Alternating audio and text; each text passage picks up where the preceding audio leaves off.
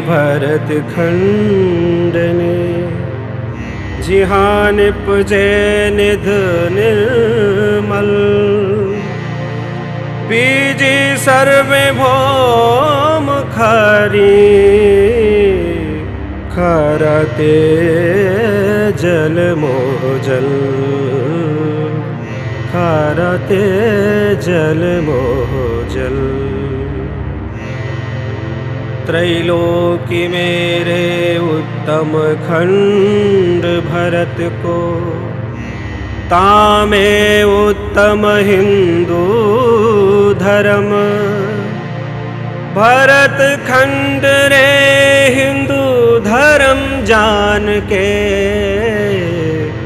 मांगे अर्थ विष्णु संग्राम मांगे अर्थ विष्णु संग्राम। हमारा प्यारा देश भारत संत महात्मा और ऋषि मुनियों की धरा के रूप में समस्त विश्व में विख्यात है। पूरे विश्व में शायद ही कोई ऐसा देश होगा जहां इतने ऋषि मुनियों एवं तपस्वी संतों का वर्णन मिलता हो। संत महात्मा किसी व्यक्ति विशेष या किसी समुदाय द्वारा नहीं बनाए जाते और ना ही दुनिया में ऐसी कोई यूनिवर्सिटी है जहां संत बनने की शिक्षा दी जाती हो। किसी भी बड़े से बड़े शिक्षण संस्थान में विद्वान तो बनाए जा सकते हैं पर संत नहीं। संत बनते हैं अपने संस्कारों से, अपने विचारों से और अपने कर्मों से। ये जरूरी नहीं कि जो व्यक्ति संत है वो विद्वान भी हो या जो विद्वान है वो संत भी हो। बहुत कम महापुरुष ऐसे होते हैं जो संत होने के साथ साथ उच्च कोटि के विद्वान भी होते हैं। ऐसे ही एक विद्वान संत हैं श्री कृष्ण प्रणामी धर्म के वाणी आचार्य श्री 108 दीनदयाल जी महाराज। जिन जानो पाया नहीं है पावन हार परवान सोई छिपे इन छल में वाकी मिलेन का सोतान महामति मिलेन का सोतान।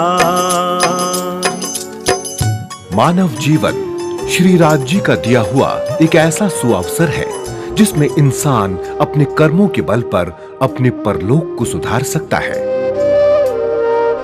और अगर उसके कर्म ज्यादा ही अच्छे हों तो वो मोक्ष तक प्राप्त कर सकता है।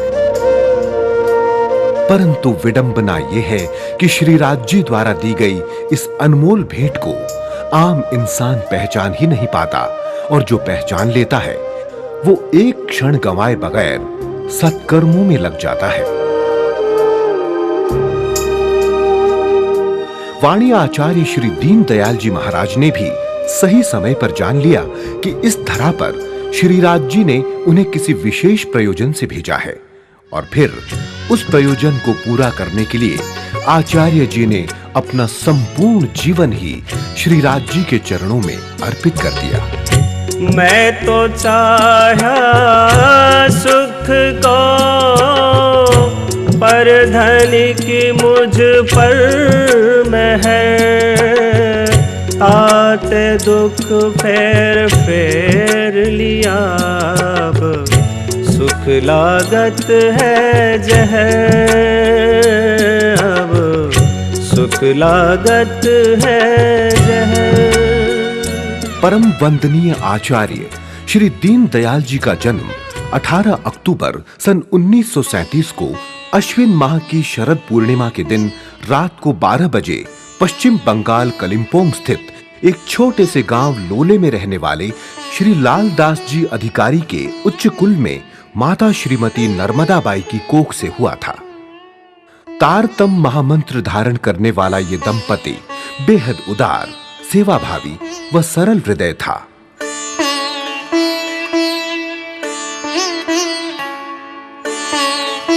गृह कार्यों में लिप्त रहने के बावजूद इनकी माता हर समय निज नाम का जाप करती रहती थीं।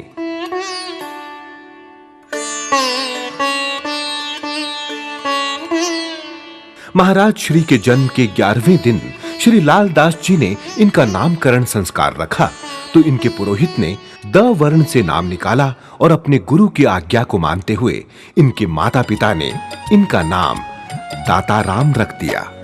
घरे घरे ओछव बाजरस बाजे, चौहर चौबटे थई थई कार। पशु पक्षी साधु कोई न दुखी सुखे, खेल चरे चुगे करार। खेल चरे चुगे करार। घर में धार्मिक वातावरण के चलते सात्विक संस्कारों एवं विचारों के बीच खेलते कूदते बालक दाताराम 5 वर्ष की उम्र में जा पहुंचे। अब इनके पिता श्री लालदास जी की इच्छा इन्हें और इनके छोटे भाई को निजनाम मंत्र ग्रहण करवाने की हुई। जब उन्होंने अपनी इस इच्छा का जिक्र अपने परिजनों के समक्ष किया तो पता चला कि इनके परिवार में 45 सदस्य तारतम महामंत्र ग्रहण करने के योग्य हो चुके हैं। तब इनके मन में ख्याल आया कि अगर पूज्य गुरुदेव इनके यहाँ आकर परायण करें तो उसी अवसर पर सबको एक साथ निजनाम ग्रहण करने का सुअवसर मिल जाएगा। श्री लालदास जी ने जब अपनी इस इच्छा को अपने पूज्य गुरुदेव श्री 108 मंगलदास जी महाराज के समक्ष रखा तो वे सहर्ष राजी हो गए और फिर एक शुभ दिन देखकर श्री लालदास जी ने अपने घर पर तारतम सागर के परायण का आयोजन किया और उस दिन एक ही परिवार के 45 सदस्यों को पूज्य गुरुजी श्री मंगलदास जी महाराज द्वारा एक साथ निजनाम ग्रहण करने का लाभ प्राप्त हुआ।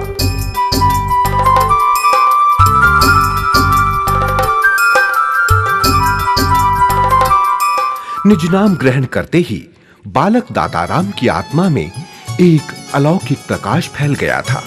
राजा प्रजा बाल बूढ़ा नर नारी ये सुमिरन, गाय सुने ताए हो वहीं, लीला तीनों का दर्शन महामते, लीला तीनों का दर्शन। निज नाम ग्रहण करने के कुछ समय पश्चात ही बालक दाताराम को शिक्षा हेतु लोले गांव स्थित प्राइमरी पाठशाला में दाखिल करा दिया गया। उधर धार्मिक आचरणों की शिक्षा इन्हें अपने माता-पिता द्वारा घर पर प्राप्त हो ही रही थी। एक बार तेज बारिश और तूफान से घबराकर अपनी मां को बालक दाताराम ने कुछ गुनगुनाते देखा। दाताराम के पूछने पर माता ने बताया कि वो निजनाम मंत्र का जाप कर रही हैं। अब बालक दाताराम ने पूछा कि निजनाम मंत्र क्या है। तब इनकी माता ने इन्हें बताया कि निजनाम मंत्र जीव के अंदर के सारे भय को दूर करके श्री राज जी से मिलाने वाला मंत्र है। निजनाम मंत्र की महत्ता जानकर बालक दाताराम ने भी अपनी मां से इस मंत्र को सीखने की इच्छा जाहिर की। इस पर माता ने बालक दाताराम को अपने ज्येष्ठ पुत्र कृष्ण प्रसाद के पास मंत्र सीखने के लिए भेज दिया और निजनाम मंत्र के प्रति अपने लगन के चलते बालक दाताराम ने मात्र 2 ही दिन में 6 चौपाई युक्त इस महामंत्र को कंठस्थ कर लिया। इस समय बालक की उम्र मात्र 7 साल की थी। बाल गोपाल माहे को बेखुशाली, करते मिल नर नार सो, जहर समान कर दिए तुमको, छुड़ाए फिराए राजद्वार महामत, छुड़ाए फिराए राजद्वार। अपनी स्कूल की पढ़ाई के साथ-साथ बालक दाताराम घर गृहस्थी के कार्यों में भी अपने माता-पिता का बराबर हाथ बटाते थे। गाय भैंसों को चराने के लिए जंगल में ले जाते थे, उनका दूध निकालते थे और उनके चारे आदि का बराबर ध्यान रखते थे। इसके अलावा खेती के काम में भी दाताराम अपने पिता की पूरी मदद करते थे। बालक दाताराम फसल के पक जाने पर इसकी देखभाल के लिए कई महीनों तक जंगल में गोठ बनाकर रहते थे।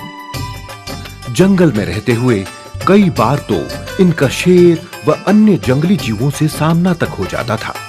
इस प्रकार घर गृहस्थी और खेती-बाड़ी में अपना ज्यादातर समय व्यतीत करने के कारण अधिकांश समय ये स्कूल से गैर हाजिर ही रहते थे। यही वजह थी कि 17 वर्ष की उम्र में आते-आते दाताराम मात्र चौथी कक्षा तक ही पास कर पाए थे। मगर ये अपनी माता का लाड़ दुलार और पिता का स्नेह पाकर बहुत खुश थे। जाको लेत है मेहर में ताए, पहले मेहर बनावे बजूद। गुण अंग इंद्री मेहर की रूह, मेहर फुकत माहे बूद, मेहर फुकत माहे बूद। गांव में जहां श्री लालदास जी का घर था, उसके अगल-बगल में ही इनके भाइयों के भी घर थे। समस्त कुटुंब बड़े प्रेम भाव से मिलजुल कर रहता था। इनके घरों के चारों तरफ समी वृक्षों का घेरा था। उन समी वृक्षों के पत्ते फूलों की तरह झड़ते थे और इनके घरों की छतों पर जमा हो जाते थे। जब कभी भी दाताराम को समय मिलता, वो समी वृक्ष पर चढ़कर घर के छत पर गिरे पत्ते व सूखी लकड़ियां हटाने लग जाते थे। एक दिन जब दाताराम समी वृक्ष पर चढ़कर गौओं के लिए पत्ते तोड़ रहे थे, तो जिस डाली पर दाताराम बैठे थे, वो लचक कर टूट गई और 70 फुट की ऊंचाई से दाताराम नीचे जमीन पर आ गिरे।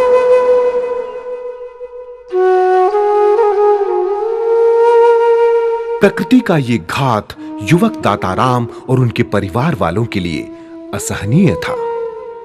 इस आकस्मिक दुर्घटना ने युवक दाताराम का अपने जीवन के प्रति नजरिया ही बदल दिया था।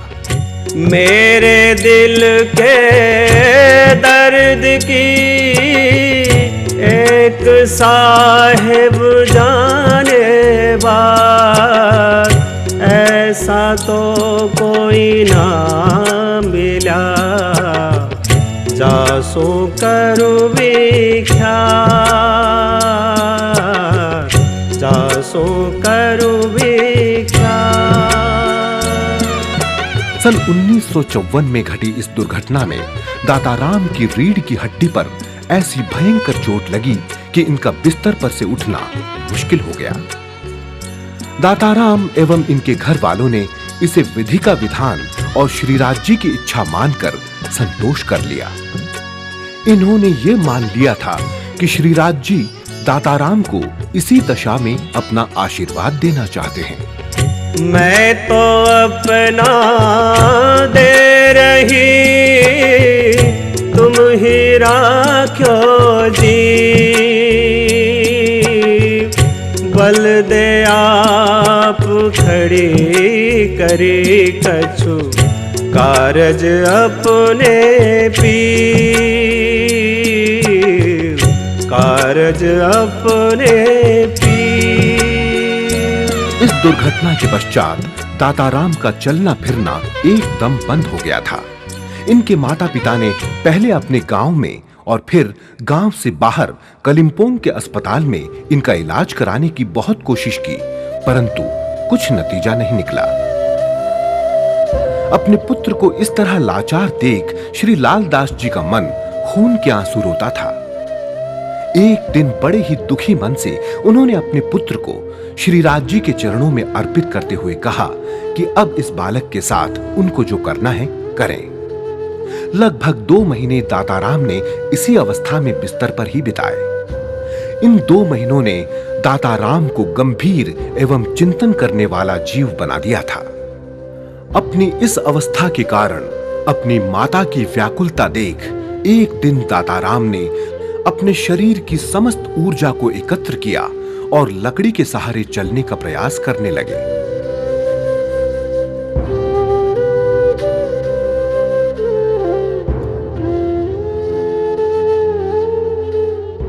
एक दो बार की कोशिश के बाद इन्हें अपने मकसद में कामयाबी मिली और इन्होंने लकड़ी के सहारे थोड़ा बहुत चलना फिरना आरंभ कर दिया। मर मर सब कोई जात है, चाहिए मोमिनो मौत फर्क। दुनिया बीच गफलत के मोमिन जागे दिल अरस हक। मोमिन जागे दिल अरस हक। शारीरिक रूप से अस्वस्थता के बाद भी दाताराम ने अपने मन को कभी दुर्बल नहीं होने दिया, बल्कि इस घटना के बाद से तो इनका मन और ज्यादा सशक्त हो गया था। इन्होंने अपनी अपाहिजता को चुनौती देते हुए जीवन को और गतिशील बनाने का निश्चय किया और सन 1957 में अपनी अधूरी रह गई शिक्षा को आगे बढ़ाने के बारे में सोचा। कलिम्पोंग के पास स्थित इच्छे के श्री कृष्ण प्रणामी मंदिर में रहते हुए इन्होंने छठी कक्षा की परीक्षा देकर 7वीं की पढ़ाई वहीं पास ही के गंगोत्री विद्यालय में की।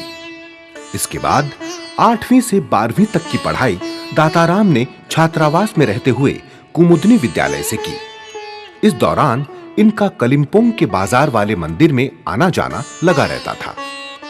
उस समय बाजार मंदिर में रहने वाली त्यागवत्सल माताजी ने युवक दाताराम को अपाहिज होने के बावजूद इतनी मेहनत करते और उनके अंदर जीवन में कुछ कर गुजरने की ललक को देखा तो उन्होंने इनकी मदद करने का मन बना लिया और माताजी ने अपने नाक की फूली बेचकर इनको टाइपिंग सिखाने के इरादे से इनका दाखिला एक टाइपिंग स्कूल में करवा दिया। अब तो बाजार वाले मंदिर में इनका आना जाना और बढ़ गया था। इनको जब कभी भी समय मिलता ये पूज्य गुरुजी श्री मंगलदास जी और गुरु मां प्रभावती बाई के साथ सत्संग करने पहुंच जाते। इसके अलावा मंदिर की अपने धर्म से संबंधित पत्र पत्रिकाओं की टाइपिंग आदि का काम भी ये सेवा स्वरूप कर देते थे। ये लश्कर सारा दिल का सो दिलवरी सब चाहे। दिल अपना दे उनका लीजिए इन विध चरणों पहुँचाए महामत इन विध चरणों पहुँचा। ये सन 1962 की बात है।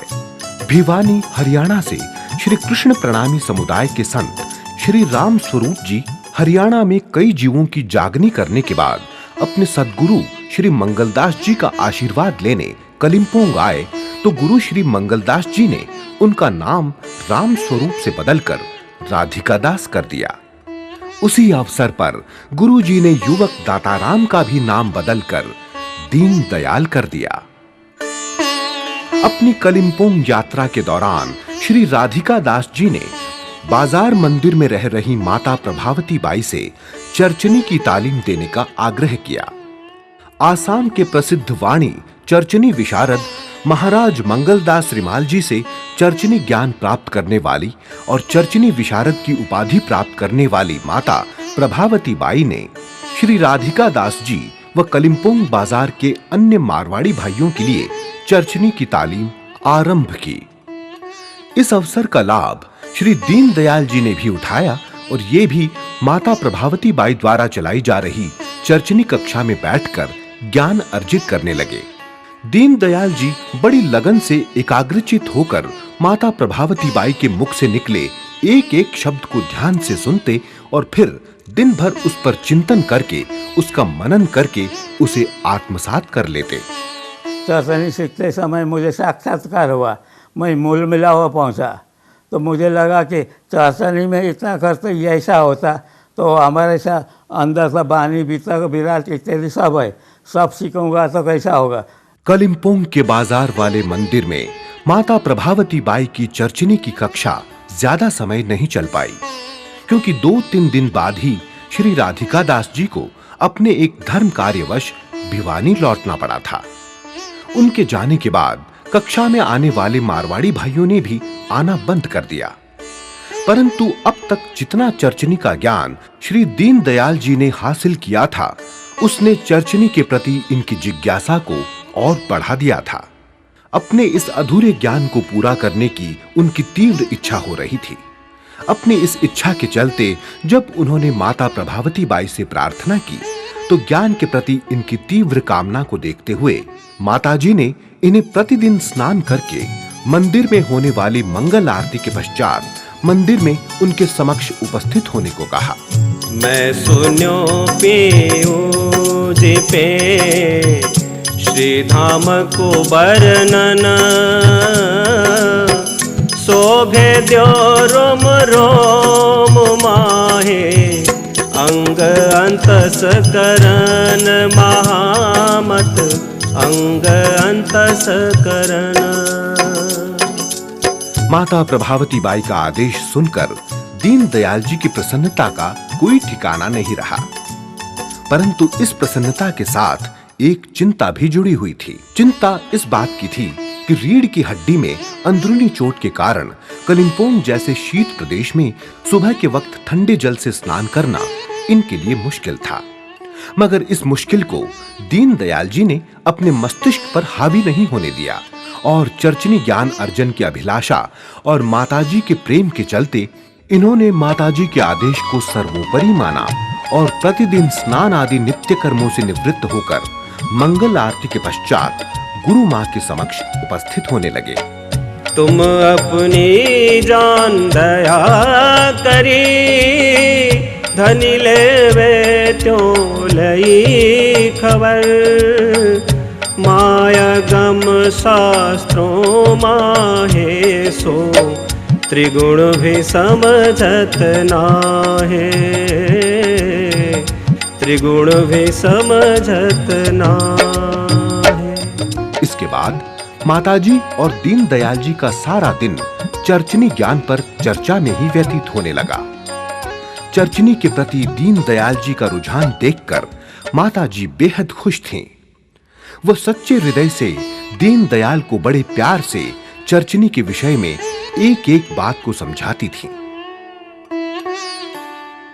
प्रभावती माता जी एकदम शांत स्वभाव की है और सेवाभावी है।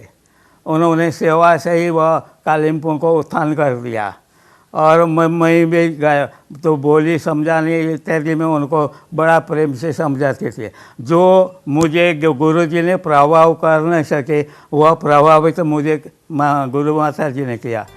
चर्चनी तालीम के दौरान ही एक महत्वपूर्ण घटना घटित हुई।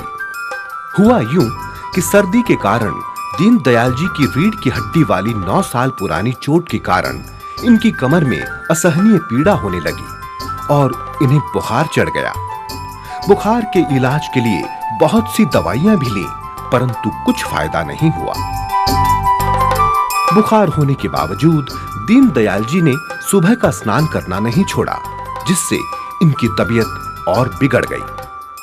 उस दिन जब ये स्नानादि से निवृत्त होकर माताजी से मिलने गए तो बाहर से आए किसी मेहमान से चल रही माताजी की मुलाकात के कारण इन्हें बाहर कमरे में ही इंतजार करना पड़ा और ज्वर व थकावट के कारण इंतजार करते करते इनकी आंख लग गई। अब क्योंकि इनका चित्त तो चर्चनी में अटका था, सो इनका मन भ्रमण करते करते सातों घाट, श्री जमुना जी, चांदनी चौक, रंग महल, कुंज निकुंज आदि से होते हुए मूल मिलावा की बैठक में जा पहुंचा। इस अलौकिक दृश्य को देखते हुए भी इनका मन वहां भी प्रभावती माताजी को ही खोज रहा था। माताजी से मिलने के चक्कर में ही ये उठे और गुरु मां करते हुए पूज्य गुरुजी के कक्ष में जा पहुंचे। जब गुरुजी ने झिझोड़कर इन्हें जगाया तो आंख खुलने पर इन्हें कुछ समझ में नहीं आया और ये गुरुजी से माफी मांगकर चुपचाप वहां से चले आए। धाम तालाब कुंज बन जोए, माणिक नहरे बन की सोए, पश्चिम चौगान बड़ो बन कहिए, पुखरा जी जमुना जी लहिए। आठों सागर 8 जिमी के, 25 पक्ष धाम धने के। अंततः माता प्रभावती बाई द्वारा दिए गए चर्चनी के ज्ञान को आत्मसात करते हुए इन्होंने चर्चनी की अपनी तालीम पूर्ण की। माताजी श्री दीनदयाल जी की मेहनत और लगन देखकर बेहद खुश थीं। इनकी तालीम पूर्ण होने पर माताजी ने इन्हें आशीर्वाद देते हुए कहा, दीनदयाल, जीवन में जब भी निराशा लगे तब आंखें बंद करके मूल मिलावा का ध्यान करना। ये सुनकर दीनदयाल जी के जिज्ञासु मन ने माताजी से सवाल किया कि आखिर ये मूल मिलावा प्रत्यक्ष रूप में है कहां पर। इस पर माताजी ने इनके सिर पर हाथ रखते हुए कहा, दीनदयाल, तुम जहां कहीं भी जाओगे वहीं मूल मिलावा खड़ा करोगे। माता प्रभावती बाई की इन बातों से आपको ये तो पता चल ही गया होगा कि माताजी का अपने इस शिष्य की भक्ति पर कितना विश्वास था। जैसा कि सर्वविदित है कि श्री निजानंद संप्रदाय की मूल परंपरा के अनुसार प्रत्येक वर्ष श्रावण माह की पंचम तिथि से लेकर श्री कृष्ण जन्माष्टमी तक प्रणामी धर्म के सभी मंदिर, मठों एवं आश्रमों में बीतक कथा की जाती है, उस पर चर्चा होती है। इस बार जब कलिम्पोंग के बाजार वाले श्री कृष्ण प्रणामी मंदिर में बीतक कथा का पाठ शुरू हुआ तो श्री दीनदयाल जी ने भी इसके श्रवण का लाभ उठाया। बीतक कथा सुनने के बाद अब इनकी इच्छा महामती श्री प्राणनाथ जी द्वारा दिए हुए तारतम ज्ञान को और गहराई से जानने की हुई। अपनी इस इच्छा के बारे में जब इन्होंने गुरु मां को बताया तो उन्होंने इनको श्री 5 नवतनपुरी धाम जामनगर जाकर गुरु प्रवर बाबा जी श्री लक्ष्मीदास जी से ज्ञान लेने की सलाह दी। परंतु वहां जाने के लिए पूज्य गुरु श्री मंगलदास जी की स्वीकृति लेना अति आवश्यक था। अखंड दंडवत करूं प्रणाम, हैड़ भीड़ के भानु हाम, प्रेम देऊं प्रदक्षिणा बेर बेर अनेकत घना, बेर अनेकत घना। माता प्रभावती बाई ने जब दीनदयाल जी की इस इच्छा से गुरुजी को अवगत कराया तो पहले तो गुरुजी ने इन्हें इनके अस्वस्थ शरीर का हवाला देकर समझाने की कोशिश की, परंतु जब दीनदयाल जी अपनी जिद पर अटल रहे तो गुरु श्री मंगलदास जी स्वयं इन्हें अपने साथ लेकर नवतनपुरी धाम के मेले में शामिल होने के लिए निकल पड़े। रेलगाड़ी में इतना लंबा सफर तय करने के कारण इनकी रीढ़ की हड्डी का दर्द इतना बढ़ गया था कि जामनगर पहुंचते ही इन्हें इनके इलाज के लिए अरविंद अस्पताल में दाखिल करा दिया गया। वहां के काबिल डॉक्टरों ने इनके इलाज का भरसक प्रयास किया, परंतु रोग पुराना होने के कारण उन्हें सफलता नहीं मिली। 2 वर्ष तक अस्पताल में भर्ती रहने के बाद सन 1965 में श्री दीनदयाल जी ने अस्पताल को अलविदा कहा और ज्येष्ठ माह की अष्टम तिथि को एक आज्ञाकारी शिष्य की भांति निष्ठा पूर्वक गुरु प्रवर बाबाजी श्री लक्ष्मीदास जी के समक्ष जा बैठे और उनसे श्री कृष्ण प्रणामी धर्म की तालीम देने के लिए प्रार्थना की।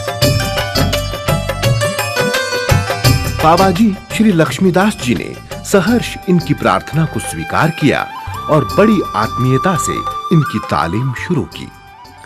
शारीरिक रूप से असहज श्री दीनदयाल जी के लिए ये सब स्वप्न समान था। वार ने जाऊं बन राय बल भनी, जाके सुख शीतल छाया, देखो ये बन गुण भव औषधि, देखे दूर जाए माया, देखे दूर जाए माया। श्री कृष्ण प्रणामी धर्म की तालीम हासिल करने के दौरान श्री दीनदयाल जी पूज्य बाबाजी के मुख से निकले एक-एक वाक्य को, एक-एक शब्द को ध्यान पूर्वक सुनते, उसका रहस्य समझने का प्रयास करते और अगर कभी कुछ समझ में नहीं आता तो उस विषय पर बाबाजी से चर्चा करते और समझ आने पर उसका मनन करते और उसे अपने चित्त में बैठा लेते। श्री कृष्ण प्रणामी धर्म को लेकर अध्ययन करने का दीनदयाल जी का अपना तरीका था। सबसे पहले चौपाई की लिट्टी लिट्टी का शब्दार्थ तैयार करते, फिर उसका भावार्थ समझते और उसके बाद ये जानने की कोशिश करते कि इस चौपाई को कहने के पीछे लक्ष्य क्या है। और इस प्रकार सब कुछ समझ में आ जाने के बाद उस चौपाई को 125 बार पढ़ते और 125 बार ही उसे लिखते। इस प्रकार सुबह पढ़े हुए अध्याय को दिन भर तैयार करते और फिर बाबाजी के कहे अनुसार संध्या समय 4 बजे नए विद्यार्थियों को वही अध्याय पढ़ाते। यानी कि दीनदयाल जी मात्र अपने लिए इतनी मेहनत नहीं करते थे, बल्कि श्री कृष्ण प्रणामी धर्म की शिक्षा लेने आए अन्य विद्यार्थियों के लिए भी मेहनत करते थे। इस प्रकार लगातार 7 सालों तक पूज्य बाबाजी श्री लक्ष्मीदास जी की सेवा में नवतनपुरी धाम में रहते हुए श्री दीनदयाल जी ने सेवा पूजा, विराट, वाणी और बीतक की शिक्षा ग्रहण की। इनकी तालीम की पूर्णाहुति का दिन इनके लिए अपने जीवन का अविस्मरणीय दिन था। उस दिन जितनी खुशी इनके दिल में अपनी शिक्षा पूरी करने की थी, उससे कहीं ज्यादा दुख इस स्थान को छोड़कर जाने व अपने गुरु बाबाजी श्री लक्ष्मीदास जी से वियोग का था। वो 5 मई सन 1972 का दिन था, जब श्री 5 नवतनपुरी धाम के गादीपति श्री 108 धर्मदास जी महाराज की उपस्थिति में वाणी विशारद बाबाजी श्री लक्ष्मीदास जी ने श्री दीनदयाल जी की तालीम साधना की पूर्णाहुति की थी। जो मेहर मुझ पर भये, ये ते दिल में सक, मैं जानी मौज महबूब की वह देत आप माफक, महामत देत आप माफक। अपनी तालीम की पूर्णाहुति के पश्चात 6 मई को जब श्री दीनदयाल जी कलिम्पोंग लौटने लगे, तब इन्हें गाड़ी में बैठाने और विदा करने स्वयं बाबाजी स्टेशन तक आए थे। विदाई की उस भावुक घड़ी में बाबाजी ने इन्हें आशीर्वाद देते हुए कहा था, दीनदयाल, प्राप्त ज्ञान द्वारा विचार विवेक करके धर्म का प्रचार करना। आज तक के विद्यार्थी केवल वाणी विशारद का पद लेकर यहां से गए हैं, परंतु आज मैं तुम्हें वाणी आचार्य की उपाधि से विभूषित करता हूं। पर्दे से साथ पसर्यो तो तित सबे पड़ो सोर, यो ठोर ठोर रंग फैलिया हुआ महामदी दौर, हुआ महामदी दौर। इस प्रकार श्री बाबाजी व आचार्य श्री 108 धर्मदास जी का आशीर्वाद व अपने संगी साथियों की शुभकामना लेकर श्री दीनदयाल जी श्री 5 मंगलपुरी धाम सूरत हरियाणा स्थित भिवानी, जुई व करनाल के श्री कृष्ण प्रणामी मंदिरों व पन्ना स्थित श्री 5 पद्मावती पुरी धाम के दर्शन करते हुए एक बार फिर से अपने मूल गुरु स्थान कलिम्पोंगा पहुंचे। उसी दौरान गुरु श्री मंगलदास जी ने सिलीगुड़ी में बाल सेवाश्रम, श्री प्राणनाथ ब्रह्मचर्य आश्रम और संस्कृत विद्यालय के साथ-साथ वाणी प्रशिक्षण केंद्र की भी स्थापना की थी। लिहाजा जब श्री दीनदयाल जी वाणी आचार्य की उपाधि लेकर गुरुजी की सेवा में उपस्थित हुए, तो गुरुजी श्री मंगलदास जी महाराज ने इन्हें सच्चे हृदय से आशीर्वाद देते हुए वाणी प्रशिक्षण केंद्र का प्राचार्य नियुक्त कर दिया। और इस प्रकार श्री दीनदयाल जी इस वाणी प्रशिक्षण केंद्र में विद्यार्थियों को तालीम देते हुए वाणी आचार्य श्री दीनदयाल जी महाराज के रूप में विख्यात हो गए।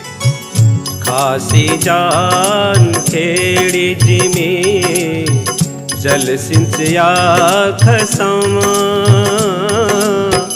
बोया बीज वतन का सो ओ क्या वाहि रसम महामत, ओ क्या वाहि रसम। सिलीगुड़ी प्रशिक्षण केंद्र में करीब 6 महीना तालीम देने के बाद श्री दीनदयाल जी महाराज चंद्रगढ़ी, पानमारा व धरान होते हुए दिल्ली के शक्ति नगर स्थित श्री कृष्ण प्रणामी मंदिर जा पहुंचे और वहां श्री नवतनपुरी धाम में इनके साथ रहे पंडित चरणदास शिवाकोटी व पंडित निर्मल दास सिटौला की तालीम पूरी कराने के इरादे से ये 5 महीने दिल्ली के शक्ति नगर मंदिर में ही रहे। दिल्ली से पन्ना में श्री 5 पद्मावती पुरी धाम के दर्शन के पश्चात श्री दीनदयाल जी महाराज सतना स्थित श्री कृष्ण प्रणामी मंदिर में करीब साल भर तक रहे और यहाँ रहते हुए प्रकांड विद्वान पूर्ण ब्रह्म शास्त्री जी द्वारा व्रजभूषण वृत्तांत और मुक्तावली नामक बीतक की तालीम ली। तालीम ग्रहण करने के साथ साथ यहाँ के विद्यार्थियों को महाराज जी श्री मुखवाणी, बीतक, चर्चनी और विराट आदि की शिक्षा भी दिया करते थे। श्री दीनदयाल जी महाराज के अनुसार इंसान की ना ही तो अपने सीखने की कोई उम्र निर्धारित होती है और ना ही सिखाने की। तालीम के समय वो अखरोट जैसा, मतलब बाहर से बहुत कड़क, मतलब अंदर से बहुत नरम, ये उनकी व्यक्तित्व रहा है। और हर चौपाई को शास्त्र प्रमाण द्वारा एक एक अपने जीवन में घटा घटा करके इस तरह से वो व्याख्या करते हैं। और उनको जब चौपाई जब सिखाते हैं तो ऐसा लगता था कि वो सिंहासन से परमात्मा ही बोल रहे हैं, मतलब ऐसा उनका भाव प्रतीत होता था।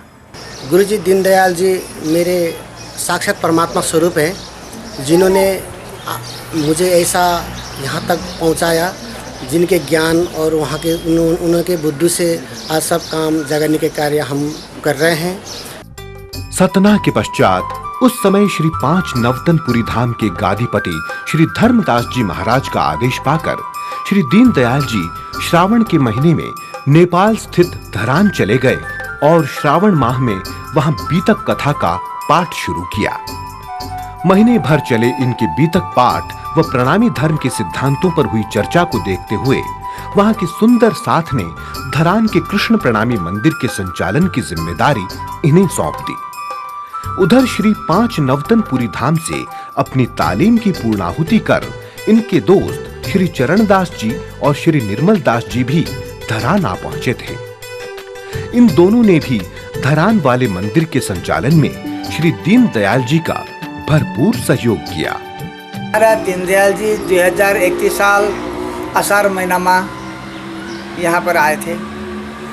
यहाँ बीतक के समय में सुंदर साथ एकत्रित होते थे।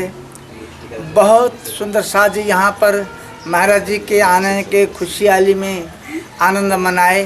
गुरु जी की स्वभाव बहुत प्रेम पूर्वक के भावना थी। बच्चे लोग को बुला करके वाणी की चर्चा सुनाते थे, बैराग, चर्चनी, पितक की अध्ययन कराते थे और गुरु जी की सेवा में सब सुंदर साथ आते थे। यहाँ पर गुरु जी का वाणी अटूट सुनते थे। यहाँ गुरु जी का हर समय ग्रंथ देखते रखते रहते थे। धरान के मंदिर में सब कुछ व्यवस्थित ढंग से चल रहा था। उसी समय सन 1975 में नेपाल व असम के कुछ सनातनियों ने प्रणामी धर्म के सुंदर साथ समाज पर एक शिव मंदिर गिराने और शालिग्राम को तोड़ने का आक्षेप लगाकर श्री कृष्ण प्रणामी धर्म को बदनाम करने का प्रयास किया।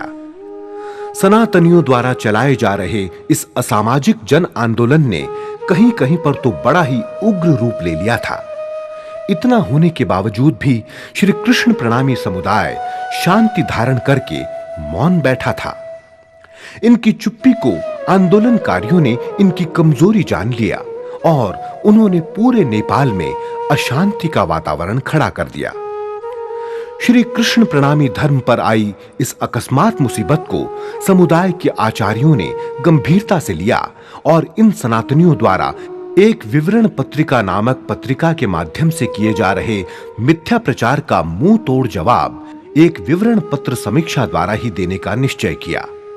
और इस कार्य के लिए श्री कृष्ण प्रणामी धर्म के आचार्यों द्वारा जिस व्यक्ति को चुना गया वो कोई और नहीं, हमारे पूज्य गुरुदेव वाणी आचार्य श्री दीनदयाल जी महाराज ही थे। सन्मुख सब एक रस भये, भाग्य सुविश्व को ब्रोध। घर घर आनंद उछव कुली कोहरो, काढ़्यो सबको क्रोध महामत, काढ़्यो सबको क्रोध। अपने गुरुजनों के आदेश का पालन करते हुए श्री दीनदयाल जी महाराज ने सन 1978 में मीठी व मधुर नेपाली भाषा में विवरण पत्र की समीक्षा नामक पुस्तिका निकाली। जामनगर स्थित श्री 5 नवतनपुरी धाम से इस पत्रिका का प्रकाशन किया गया और इस पुस्तिका को रातों रात नेपाल के विशिष्ट विद्वानों, सरकारी कर्मचारियों एवं नेपाल नरेश के हाथों तक पहुंचा दिया गया। इस पुस्तिका में श्री दीनदयाल जी महाराज ने श्री कृष्ण प्रणामी धर्म के सिद्धांतों एवं मान्यताओं को वेदों व उपनिषदों का प्रमाण देकर इस ढंग से प्रस्तुत किया कि सनातनियों को अपने मुंह की खानी पड़ी। श्री कृष्ण प्रणामी धर्म मात्र सनातन, पुरातन, प्राचीन या सृष्टि सनातन ही नहीं है, बल्कि सृष्टि पूर्व सनातन है। इस बात को उन्हें कबूल करना ही पड़ा। लगाए सब रब दे व्याकरणवाद अंधकार, या बुधे बेसुध हुए विवेक खाली विचार, महामत विवेक खाली विचार। इसी घटनाक्रम के दौरान एक दिन रात के समय धरान स्थित श्री कृष्ण प्रणामी मंदिर के प्रांगण में पूज्य गुरु श्री दीनदयाल जी महाराज लालटेन की रोशनी में कुछ अध्ययन कर रहे थे। अध्ययन की समाप्ति पर जैसे ही इन्होंने लालटेन की बत्ती बुझाई, मिलिट्री की वेशभूषा में एक आदमी आकर इनके सामने खड़ा हो गया। एकाएक अपने समक्ष किसी अजनबी को खड़ा देख महाराज जी को हैरानी हुई। महाराज जी ने जब उस शख्स से उसका परिचय जानना चाहा, तो बदले में उसने महाराज जी से ही श्री कृष्ण प्रणामी धर्म को लेकर कई सवाल कर डाले।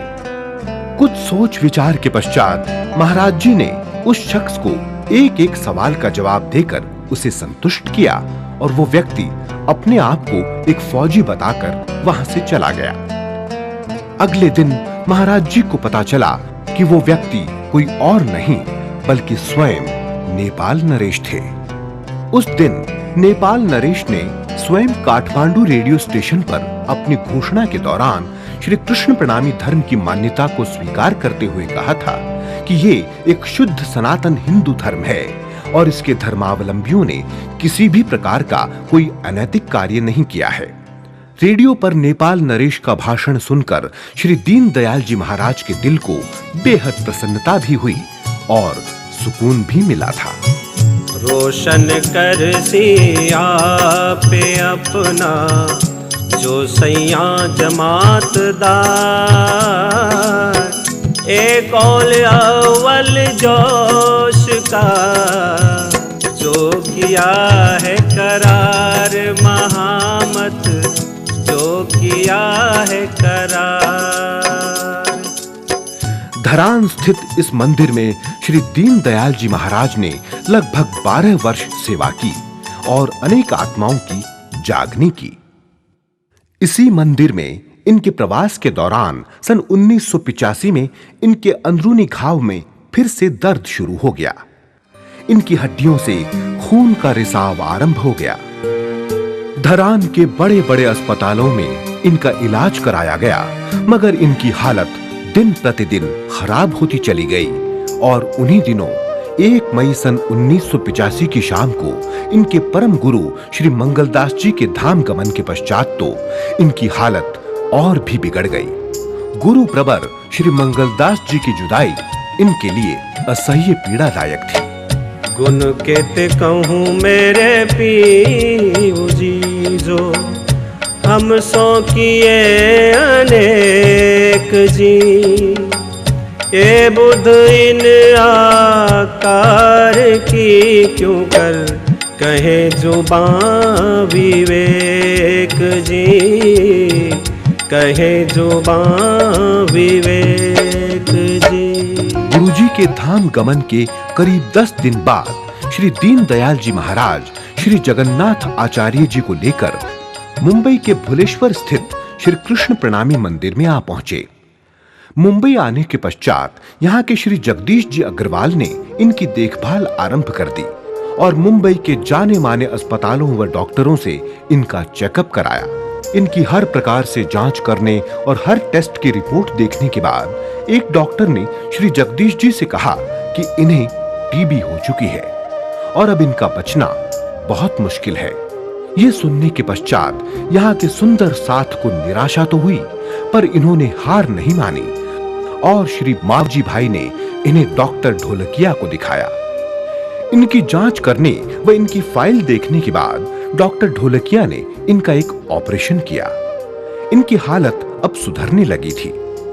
करीब 2 महीने मुंबई के अस्पताल में रहने के बाद श्री दीनदयाल जी महाराज फिर से धरान चले गए, परंतु 1 वर्ष पश्चात इन्हें एक और ऑपरेशन के लिए फिर से मुंबई आना पड़ा और इस बार ये मुंबई आए तो इन्होंने अब यहीं स्थायी रूप से रहने का अपना मन बना लिया। अब लोक 14 चारों तरफों प्रकाश हो सी साथ जोग, जीव सबको जगाए के टालो सुनिद्रा रोग, टालो सुनिद्रा रोग। अपना कुछ समय श्री दीनदयाल जी महाराज ने भुलेश्वर के मंदिर में सुंदर साथ के साथ ज्ञान चर्चा करते हुए गुजारा। उसके बाद इनकी बीतक व वाणी चर्चा से प्रभावित होकर बोरीवली व कांदीवली के सुंदर साथ ने इनके लिए बोरीवली पश्चिम स्थित जामली गली की इस सुंदर धाम बिल्डिंग में एक फ्लैट खरीद लिया। इसी मकान में 3 मई सन 1992 के शुभ दिन परम आदरणीय श्री लक्ष्मीदास बाबा जी के पावन कर कमलों द्वारा श्री प्राणनाथ ज्ञान केंद्र की स्थापना की गई, जहां श्री दीनदयाल जी द्वारा वाणी का प्रशिक्षण दिया जाने लगा। दूर दूर से विद्यार्थी यहाँ वाणी, बीतक, विराट एवं सेवा पूजा का ज्ञान लेने के लिए आने लगे। सब साथ करूं आप सा, तो मैं जागी परमान, जगाए सुख देऊं धाम के, मिलाए मूल निशान, मिलाए मूल निशान। सन 1995 में श्री दीनदयाल जी महाराज ने अपने इसी ज्ञान केंद्र से एक कैलेंडर का प्रकाशन आरंभ किया और इसी वर्ष विद्यार्थियों के आग्रह पर श्री दीनदयाल जी महाराज ने यहाँ हर वर्ष 31 दिसंबर को विद्यार्थी दिवस के रूप में मनाने की शुरुआत की। उसी दौरान सन 1996 में रतनपुरी इच्चोली से संसार और मेरा भरतार नामक ग्रंथ का प्रकाशन हुआ। जब इस ग्रंथ का श्री दीनदयाल जी ने बारीकी से अध्ययन किया तो पता चला कि इसके लेखक ने श्री प्राणनाथ जी और श्री देवचंद्र जी द्वारा प्रदत्त मंत्र और वाणी का गलत अर्थ बताकर सुंदर साथ को भटकाने की कोशिश की थी। श्री दीनदयाल जी से ये सब बर्दाश्त नहीं हुआ और इन्होंने इसका मुंह तोड़ जवाब देने के लिए समीक्षा संसार और मेरा भरतार नामक ग्रंथ लिख डाला। जब यह ग्रंथ लेखकों के हाथ लगा तो उनके अनुयायियों ने पूज्य गुरुजी श्री दीनदयाल जी, श्री प्राणनाथ ज्ञान केंद्र चैरिटेबल ट्रस्ट एवं श्री प्राणनाथ महिला मंडल और उस ग्रंथ को 3 भाषाओं में प्रकाशित करने वाले प्रकाशकों के खिलाफ अमृतसर की अदालत में मुकदमा दायर कर दिया, जो कि 23 मई 2000 से लेकर 10 फरवरी सन 2005 तक चला और अंत में गुरुजी की मेहनत रंग लाई और मुकदमे का फैसला इनके ही हक में हो गया। इनकी इस जीत के लिए श्री कृष्ण प्रणामी धर्म के संत समुदाय एवं सुंदर साथ ने इन्हें जी भर कर बधाइयां दी। अब दया गुण मैं तो कहूँ जो कछु अंतर हो, अंगीकार करी अंगना सो देखे सबको, सो देखे सबको। इसके पश्चात श्री दीनदयाल जी की लेखनी चलती रही। गुजराती व हिंदी भाषा में विराट ग्रंथ, अपना धाम दर्शन, मूल मिलावा, पंच रोशनी, श्री प्रकाश एवं श्री सनंद ग्रंथ के कुछ प्रकरण युक्त द्वादश प्रकाश, त्रिरंगी बोध एवं चर्चनी पट आदि कई पुस्तकें श्री प्राणनाथ ज्ञान केंद्र द्वारा प्रकाशित हुई। लेखन के साथ साथ श्री दीनदयाल जी महाराज अपनी सुंदर साथ के साथ समय समय पर मंगलपुरी धाम, नवतनपुरी धाम, श्री 5 पद्मावतीपुरी धाम के दर्शनार्थ भी जाते रहते थे। पहले बीज उदय हुआ पूरी जहानो तन, सब पुरियों में उत्तम हुई जो धन धन महामते, हुई जो धन धन। परम पूज्य गुरुवर वाणी आचार्य श्री 108 दीनदयाल जी के 75वें जन्म दिवस पर श्री कृष्ण प्रणामी समुदाय एवं सुंदर साथ द्वारा इनका अभिनंदन करने के लिए बोरीवली में तीनों पूरी धाम और इनके गुरु स्थान मंगल धाम के संयुक्त तत्वावधान में इनका हीरक जयंती महोत्सव आयोजित कर इन्हें प्राणनाथ साहित्य भास्कर सम्मान से अलंकृत किया गया।